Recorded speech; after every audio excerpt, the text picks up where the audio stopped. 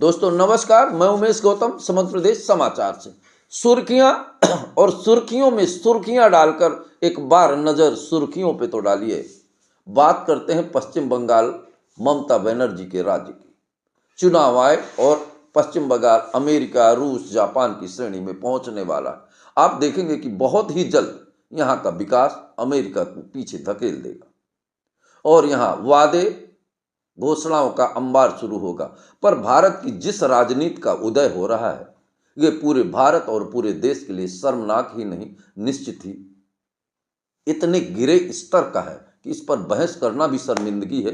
पर सवाल देश का है और राष्ट्र का, तो हम इस पर चर्चा कर रहे हैं।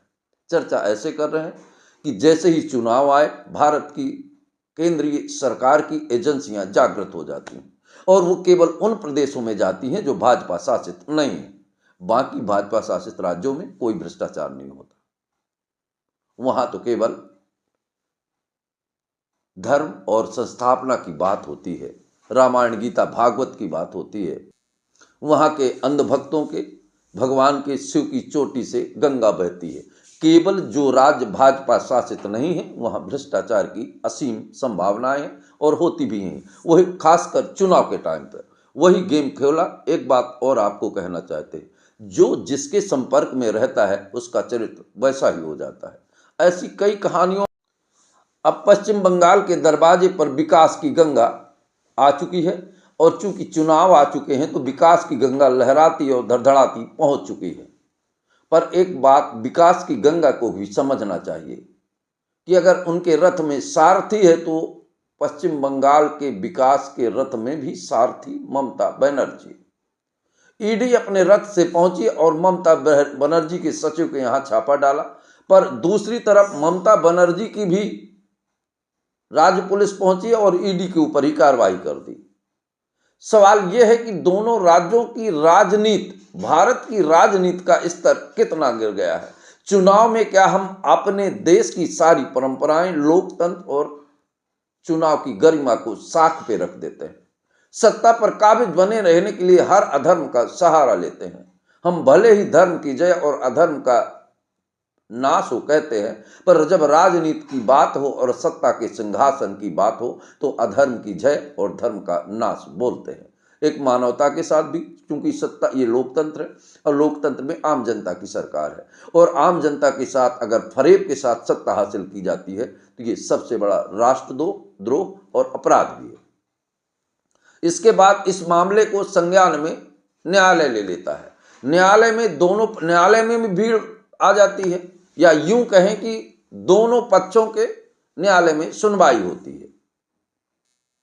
और राजनीतिक स्तर की बात सोचिए, पश्चिम बंगाल की मुख्यमंत्री ममता बनर्जी एक सम्मानित पद पर है और ममता बनर्जी केंद्र सरकार की संस्थाओं के कार्य में बाधा डालती हैं।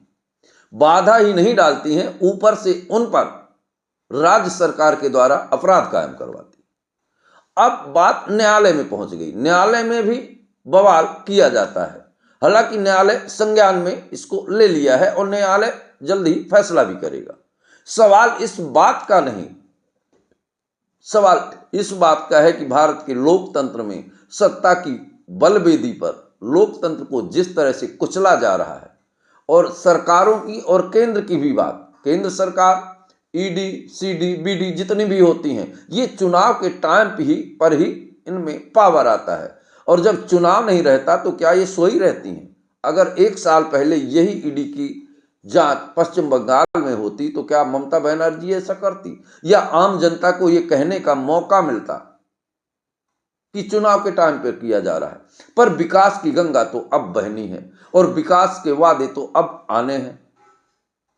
पर केंद्र में बैठी सत्ता के सिंहासन पे बैठे सत्ता लोलुप वालों को भी जिस संस्कार और संस्थानों और संस्कार और हिंदुत्व की बात करती हैं, उन्हें यह भी देखना होगा कि किसी बात को कितने दिन तक रगड़ा जा सकता है। और रगड़ा भी गया।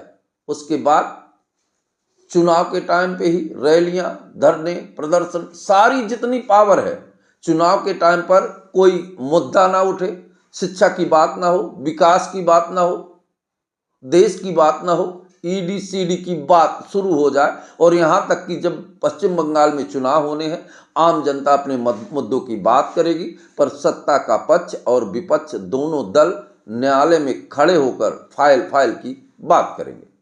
ये राष्ट्र के हित में है, ये हित या अहित में है, ये चुनाव आयोग को भी इसमें संज्ञान लेना चाहिए कि आखिर चुनाव के टाइम पर ऐसी कार्रवाइयां क्यों।